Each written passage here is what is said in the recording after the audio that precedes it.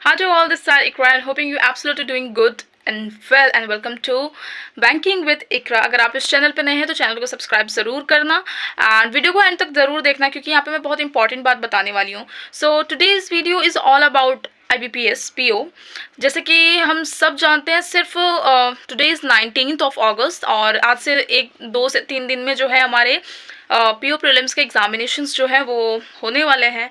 और the scene is that कि मैं आपको बस ये बताना चाह रही हूँ कि अगर मैं ये एग्ज़ाम दे रही होती तो क्या गलती मुझे नहीं करनी चाहिए थी और क्या गलती नहीं दोहरानी है और क्या चीज़ करना ही करना है।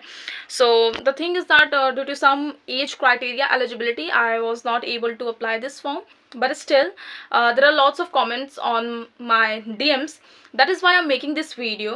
So the scene is that कि सबसे पहले जो आपको करना है कि अब 2 से 3 दिन है, अब वो कुछ ज़्यादा पढ़ोगे तो वो ज़रूरत से ज़्यादा हो जाएगा जिससे आप लैग करने लगोगे, सारी चीज़ें कन्फ्यूज़न में चलने लगेंगी।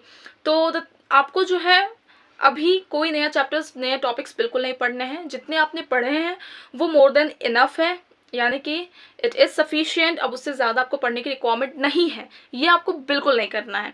अब जो करना है आपको इस टाइम पे सिर्फ और सिर्फ मॉक्स देने हैं और मॉक्स के साथ साथ जो है उसको करने के बाद 10 से 15 मिनट के बाद उस मॉक्स को एनालिसिस करना है। दैट्स इट, सिर्फ ये करना है। अब एनालिसिस से सबसे पहले तो मॉक्स जो होता है हमारा एक मिरर होता है जो आपको उसके सामने करता है, रूबरू करता है कि आप कौन से स्टेज पे हो और एक एग्ज़ाम का क्राइटेरिया भी आपको समझ में आ जाता है, उसका प्रेशर भी थोड़ा बहुत समझ में आ जाता है।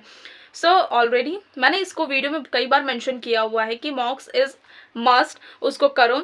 और analysis is also very important because analysis से ही आपको पता चलेगा कि आपकी कहाँ अच्छी पकड़ है और कहाँ आप लैग कर रहे हैं, कहाँ आप ज़्यादा एरर कर रहे हैं, कहाँ आपको इम्प्रूवमेंट की ज़रूरत है।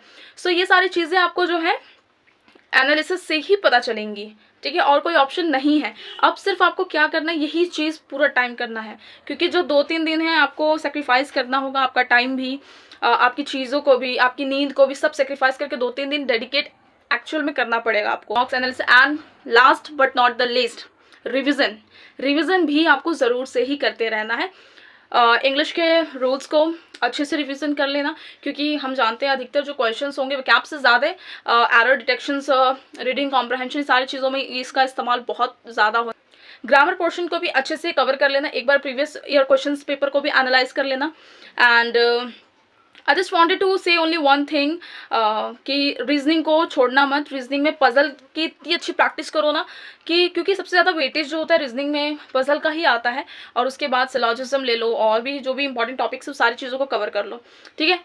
और आखिर में बस आपसे इतना ही बोलना चाहूँगी कि I am hoping your preparation is going good and all the very best of luck to your future examination and let's see what will happen. मिलते हैं और इस जर्नी में मेरे साथ जुड़े फ्रॉम प्रिपरेशन टू पोस्टिंग, और मिलते हैं फिर एक नई वीडियो के साथ।